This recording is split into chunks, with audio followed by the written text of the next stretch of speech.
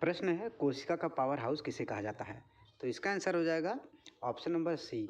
Option number C से हो जाएगा तो कोशिका का पावर हाउस। दोस्तों अगर बात करें राइबोसोम को कहा जाता है दोस्तों प्रोटीन का फैक्ट्री। प्रोटीन का फैक्ट्री याद रखिएगा, प्रोटीन का फैक्ट्री, प्रोटीन का फैक्ट्री, प्रोटीन का फैक्ट्री। लाइसोसोम की बात करें दोस्तों तो हो जाएगा आत्महत्या की थैली। सुसाइटल बैग आत्महत्या की थैली, आत्महत्या की थैली बोला जाता है सुसाइटल बैग लाइसोसोम को। नमस्कार दोस्तों, कैसे हैं आप सभी? उम्मीद करता हूं दोस्तों आप सभी स्वस्थ और मंगलमय होंगे। दोस्तों इस वीडियो में बात करने वाले हैं साइंस के टॉप 30 प्रश्न के बारे में, जो कि दोस्तों एनसीईआरटी पर पूरा आधारित होने वाला है। दोस्तों ये वीडियो सभी के लिए इंपॉर्टेंट होगा, खासकर दोस्तों रेलवे वालों के लिए, क्योंकि रेलवे में इसका वेटेज साइंस का 25 से 30 नंबर का होता है। किसी पेपर में 25 नंबर, किसी पेपर में 30 नंबर होता है। देरी न करते हुए चलिए क्वेश्चन को शुरू करते हैं।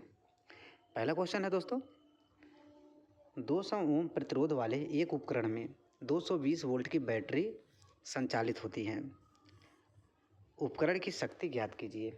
200 ओम प्रतिरोध वाले एक उपकरण में 220 वोल्ट की बैटरी संचालित होती है।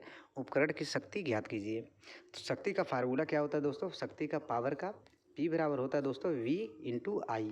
V इंटू आई होता है इसका फार्मूला, याद रखिएगा V इंटू आई। और दोस्तों I बराबर क्या होता है? ओम का नियम होता है दोस्तों V बराबर I into R, I into R. यहाँ का I का मान यहाँ पर रख देंगे दोस्तों V बटे आर से, तो हो जाएगा इसका यहाँ से सूत्र हो जाएगा दोस्तों V स्क्वायर बटे आर, V स्क्वायर बटे आर से हो जाएगा दोस्तों। इसको सॉल्व करेंगे P बराबर फाइनली हो जाएगा दोस्तों V स्क्वायर बटे आर, आर हो जाएगा तो V का मान है दोस्तों 220 वोल्ट, 220 गुणे 220, दो बार है, इस बटे हो जाएगा दोस्तों आर का मान 200। एक जीरो से दोस्तों, एक जीरो से एक जीरो कैंसिल, एक जीरो से एक जीरो कैंसिल, दो से दोस्तों ये 22 हो जाएगा 11 बार। इन दोनों को मल्टीप्लाई करेंगे तो इसका आंसर हो जाएगा option number A. Option number A हो जाएगा दोस्तों। दोस्तों ये फार्मूला बहुत ही इंपॉर्टेंट है, इसको नोट कर लीजिएगा। अगला क्वेश्चन है, प्रोटोप्लाज्म की खोज कब हुई? प्रोटोप्लाज्म की खोज कब हुई? दोस्तों 1665 में हुआ था कोशिका की खोज। कोशिका की खोज हुआ था 1665 में। और प्रोटोप्लाज्म की बात करें दोस्तों तो प्रोटोप्लाज्म की हो जाएगा 1839 में। ऑप्शन नंबर बी से हो जाएगा दोस्तों 1839 में। अगला क्वेश्चन है, लीशमेनिया खतरनाक बीमारी काला आजार रोग होता है। लीशमेनिया से होगा यहाँ पर दोस्तों, लीशमेनिया से खतरनाक बीमारी काला आजार रोग होता है। ये भी दोस्तों क्वेश्चन बनता है, काला आजार रोग किससे फैलता है दोस्तों? तो हो जाएगा लीशमेनिया से, लीशमेनिया से। तो हो जाएगा दोस्तों यह किस विधि द्वारा प्रजनन करता है? लीशमेनिया किस विधि से प्रजनन करता है? बहुत इंपॉर्टेंट है। मुकुलन से, खंडन से, रीजनरेशन से, या फिर द्विखंडन से? तो इसका आंसर हो जाएगा दोस्तों लीशमेनिया हो जाएगा ऑप्शन नंबर डी, द्विखंडन से। ऑप्शन नंबर डी से हो जाएगा दोस्तों द्विखंडन से। दोस्तों रीजनरेशन से दोस्तों करता है स्पाइरोगाइरा, स्पाइरोगाइरा करता है रीजनरेशन से, याद रखिएगा। अगला क्वेश्चन है, जीवों की मूलभूत इकाई क्या है? जीवों की मूलभूत या फिर सूक्ष्मतम, सबसे सूक्ष्मतम इकाई क्या है? सबसे छोटी इकाई क्या है? जीवों की संरचना है, कोशिका है, रक्त है, या फिर तंत्रिका है? तो सबसे छोटा हो जाएगा दोस्तों option number B. Option number B से हो जाएगा दोस्तों, ऑप्शन नंबर बी इसका सही आंसर हो जाएगा। अगला क्वेश्चन है, निम्न में से कौन सा हाइड्रोकार्बन एल्कीन का सामान्य सूत्र है? बहुत ही इंपॉर्टेंट क्वेश्चन है दोस्तों, इंपॉर्टेंट है, बहुत ही इंपॉर्टेंट है। निम्न में से कौन सा हाइड्रोकार्बन एल्कीन का सामान्य सूत्र है? तो इसका आंसर हो जाएगा दोस्तों CH2N, ऑप्शन नंबर डी से हो जाएगा दोस्तों CH2N, ऑप्शन नंबर डी सही हो जाएगा। CH2N एल्कीन का हो जाएगा दोस्तों, और ये हो जाएगा दोस्तों एल्केन का, ये हो जाएगा एल्काइन का, याद रखिएगा एल्केन का, एल्काइन का, ये हो जाएगा दोस्तों CH2N एल्कीन का। अगला क्वेश्चन है, 1 किलोवाट घंटा कितने जूल के बराबर होता है? 1 किलोवाट घंटा कितने जूल के बराबर होता है? तो इसका आसान क्वेश्चन है दोस्तों, इसका आंसर हो जाएगा ऑप्शन नंबर डी 3.6 × 10⁻6 जूल। अगला क्वेश्चन है, पौधे की तने और जड़ों की लंबाई बढ़ाने के लिए कौन सा ऊतक सहायक होता है? पौधों की तने और जड़ों की लंबाई बढ़ाने के लिए कौन सा ऊतक सहायक होता है? दोस्तों इसके जड़ जो पौधा कोई है दोस्तों, उसका जो जड़ होता है, जड़ के इसके शीर्ष पर पाया जाता है। और तना जो होता है, मान लीजिए कोई शाखा है, शाखा पर के शीर्ष पर भी पाया जाता है, शीर्षस्थ ऊतक भी उसको बोला जाता है। तो इसका आंसर हो जाएगा एपिकल विभेजोतक ऊतक। ऑप्शन नंबर सी से हो जाएगा दोस्तों, एपिकल विभेजोतक ऊतक। ऑप्शन नंबर सी से हो जाएगा।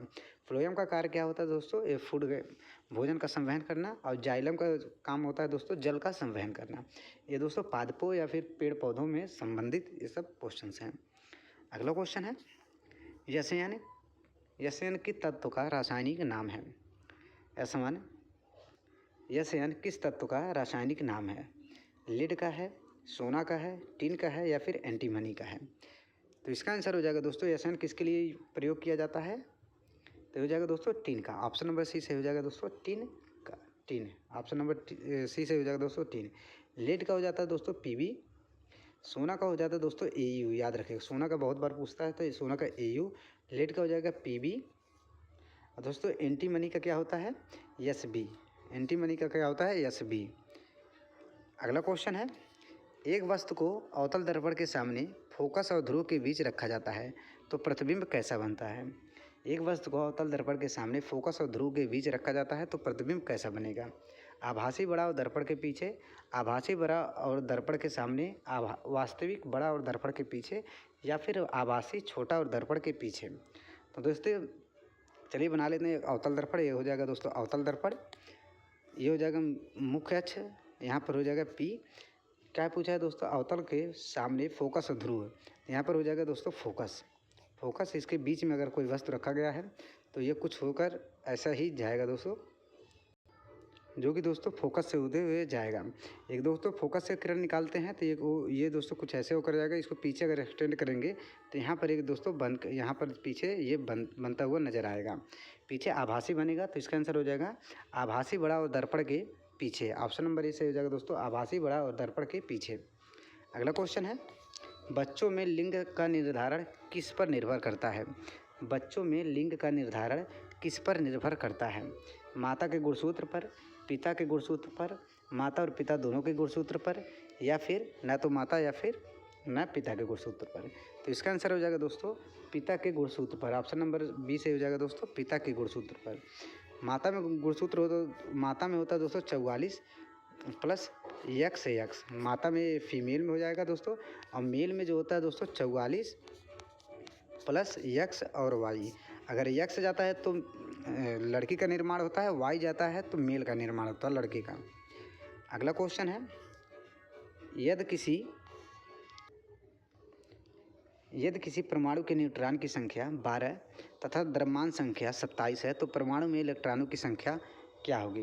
दोस्तों न्यूट्रॉन संख्या और द्रव्यमान संख्या अगर इतना दिया है तो इसको दोस्तों अगर आपको इलेक्ट्रॉन के रूप में लिखना रहे तो कैसे लिखेंगे? तो ये जगह दोस्तों मान लीजिए कोई तत्व है, एक्स का नाम का तत्व है, द्रव्यमान संख्या दोस्तों ऊपर लिखा जाता है 27, या फिर इधर साइड लेफ्ट साइड या फिर राइट साइड ऊपर ही लिखा जाता है, और नीचे लिखा जाता है यहाँ पर प्रोटॉन संख्या। तो प्रोटॉन संख्या कैसे निकालेंगे दोस्तों? इसमें से न्यूट्रॉन की संख्या को माइनस कर देंगे, हो जाएगा दोस्तों 15। और जितना प्रोटॉन संख्या होता है दोस्तों उतना ही इलेक्ट्रॉन संख्या होता है सी। ऑप्शन नंबर इसका सी बिल्कुल सही हो जाएगा। अगला क्वेश्चन है दोस्तों, कोशिका का पावर हाउस किसे कहा जाता है? तो दोस्तों इसका आसान आंसर है माइटोकॉन्ड्रिया को कोशिका का पावर हाउस कहा जाता है। ऑप्शन नंबर सी सही हो जाएगा। लेकिन अगर पूछे दोस्तों राइबोसोम को क्या कहा जाता है तो हो जाएगा प्रोटीन का फैक्ट्री। याद रखिएगा दोस्तों प्रोटीन का फैक्ट्री कहा जाता है दोस्तों राइबोसोम को। लाइसोसोम की बात करें दोस्तों तो हो जाएगा आत्महत्या की थैली। आत्महत्या की थैली बोला जाता है दोस्तों सुसाइडल बैग, लाइसोसोम को कहा जाता है, याद रखिएगा। अगला क्वेश्चन है, कार्बन डाइऑक्साइड गैस को बाहर निकालने के लिए रक्त शरीर में सभी अंगों से कहाँ लेकर जाता है? बहुत ही इंपॉर्टेंट क्वेश्चन है, वेरी इंपॉर्टेंट क्वेश्चन है दोस्तों। कार्बन डाइऑक्साइड गैस को बाहर निकालने के लिए रक्त दोस्तों बाहर निकालने के लिए सभी अंगों से कहाँ लेकर जाता है? मतलब सभी अंगों से कार्बन डाइऑक्साइड गैस को इकट्ठा करता है, उसको कहाँ पर लेकर जाता है दोस्तों? हृदय में लेके जाता है, ग्रास नली में लेके जाता है, कोशिकाएं में लेके जाता है, या फिर किडनी में? तो इसका आंसर हो जाएगा दोस्तों कूपिकाएँ में। ऑप्शन नंबर सी सही हो जाएगा दोस्तों कूपिकाएँ में। ऑप्शन नंबर सी बिल्कुल सही हो जाएगा। अगला क्वेश्चन है, दो अलग अलग द्रव्यमान वाले वस्तु के बीच लगने वाला बल किसके अनुक्रमानुपाती होता है? वेरी वेरी इंपॉर्टेंट क्वेश्चन दोस्तों, very very important question.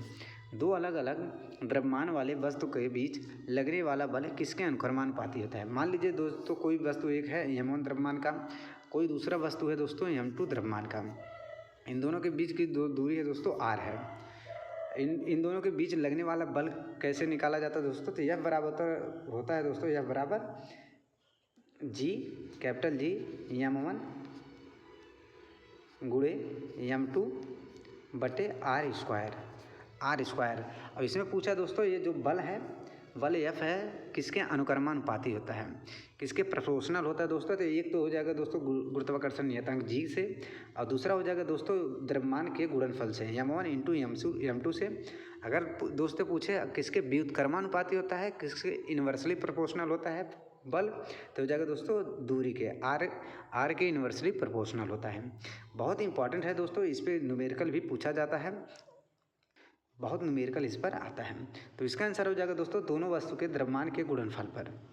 Option number सी सही हो जाएगा दोस्तों, दोनों वस्तु के द्रव्यमान के गुणनफल पर इसका अनुक्रमानुपाती होता है। बहुत इंपॉर्टेंट है दोस्तों। अगर वीडियो अच्छी लग रही है तो चैनल को सब्सक्राइब करके वीडियो को लाइक ज़रूर करिएगा। अगला क्वेश्चन है, जिप्सम से प्लास्टर ऑफ पेरिस बनाने के लिए कितने केल्विन तापमान की आवश्यकता होती है? Very very important question, very very important question. Gypsum से प्लास्टर ऑफ पेरिस बनाने के लिए कितने केल्विन तापमान की आवश्यकता होती है? केल्विन में पूछा है दोस्तों, केल्विन में याद रखिएगा, डिग्री सेंटीग्रेड में नहीं पूछा है। अगर डिग्री सेंटीग्रेड में पूछेगा दोस्तों तो इसका आंसर हो जाएगा दोस्तों 100 डिग्री सेंटीग्रेड हो जाएगा। ये हो जाएगा दोस्तों 100 डिग्री सेंटीग्रेड हो जाएगा ये डिग्री सेंटीग्रेड में। अब केल्विन में हो जाएगा दोस्तों 373 केल्विन, 373 केल्विन याद रखिएगा, 373 केल्विन। डिग्री में दोस्तों 273 केल्विन ऐड करेंगे 100 में तो 373 केल्विन आ जाएगा। अगला क्वेश्चन है, पित्तरस किसे छोटे छोटे अणुओं के रूप में तोड़ता है? पित्तरस किसे, जो कि पित्ताशय से निकलता है दोस्तों, पित्तरस किसे छोटे छोटे अणुओं के रूप में तोड़ता है? प्रोटीन को, कार्बोहाइड्रेट को, वसा को, या फिर स्टार्च को? तो इसका आंसर हो जाएगा दोस्तों ऑप्शन नंबर सी वसा को। ऑप्शन नंबर सी सही हो जाएगा दोस्तों वसा को। दोस्तों बात करें स्टार्च के, तो स्टार्च को पचाने में सहायक होता है दोस्तों एमाइलेज नामक एंजाइम। एमाइलेज याद रखिएगा दोस्तों, एमाइलेज नामक एंजाइम स्टार्च को तोड़कर दोस्तों किस में बदलता है दोस्तों? माल्टोज में। स्टार्च को तोड़कर माल्टोज में बदलता है, याद रखिएगा, माल्टोज में। बहुत इंपॉर्टेंट है, स्टार्च को तोड़कर माल्टोज में कौन करता है दोस्तों? एमाइलेज नामक एंजाइम। बहुत इंपॉर्टेंट है। अगला क्वेश्चन है, किन्हीं दो समान द्रव्यमान वाले वस्तुओं के बीच लगने वाला बल F है। वही दोस्तों अभी जो हमने पीछे फार्मूला डिस्कस किया है, सेम उसी फार्मूले पर ये बेस्ड है। किन्हीं दो समान द्रव्यमान वाले वस्तुओं के बीच लगने वाला बल F है यदि एक वस्तु का द्रव्यमान 4 गुना तथा उनके बीच की दूरी आधी कर दी जाए तो लगने वाला बल होगा। बहुत ही इंपॉर्टेंट है। तो चलिए दोस्तों सूत्र लगाते हैं दोस्तों। F बराबर कैपिटल G m1 m2 बटे r स्क्वायर। अगर दोस्तों इसी को सेम को क्या बोला है दोस्तों, एक वस्तु का द्रव्यमान 4 गुना, मतलब m1 की जगह पे 4 m1 कर दिया जाए, और दूसरे में दोस्तों बोला है कि दूरी को आधा कर दिया जाए, तो क्या होगा? तो कैपिटल G m1 की जगह दोस्तों 4 m1 गुणे m2 बटे r स्क्वायर की जगह आधा कर देंगे तो दोस्तों r स्क्वायर बटे 4। तो 4 दोस्तों ये ऊपर चला जाएगा तो 16 हो जाएगा, 16 हो जाएगा। बाकी सभी संख्या सेम रहेगा तो मतलब 16 गुना हो जाएगा दोस्तों। इसका आंसर हो जाएगा 16 गुना। ऑप्शन नंबर सी से हो जाएगा दोस्तों 16 गुना।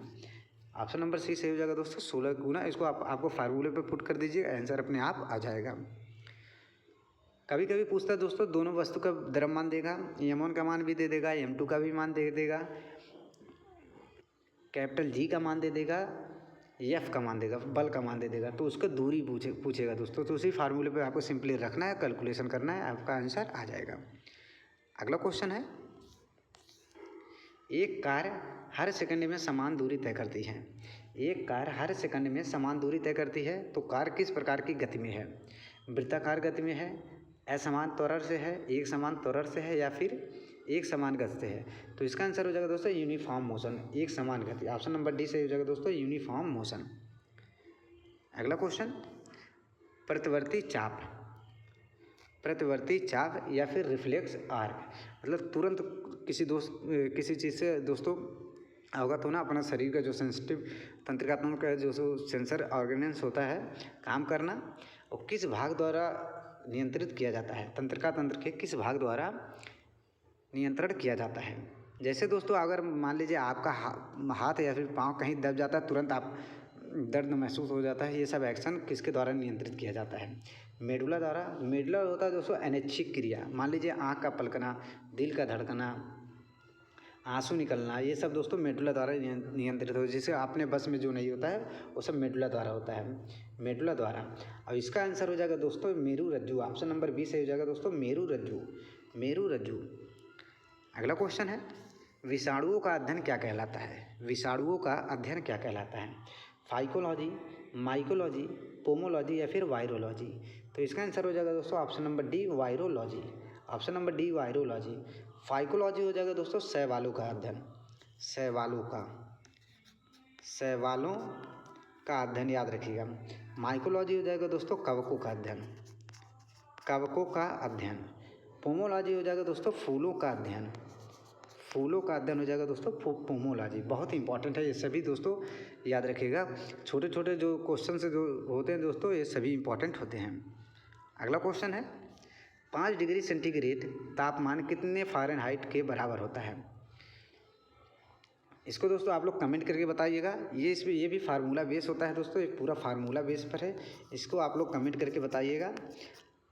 इसका सोल्यूशन हम कल कराएंगे। ये फार्मूला बेस होता है, फार्मूला होता है C/5 बराबर, कल ही बताएंगे दोस्तों। चलिए दोस्तों, उम्मीद करता हूँ वीडियो पसंद आया हो तो चैनल को सब्सक्राइब कर लीजिएगा, वीडियो को लाइक कर दीजिएगा। मिलते हैं एक और नए वीडियो के साथ, तब तक के लिए धन्यवाद।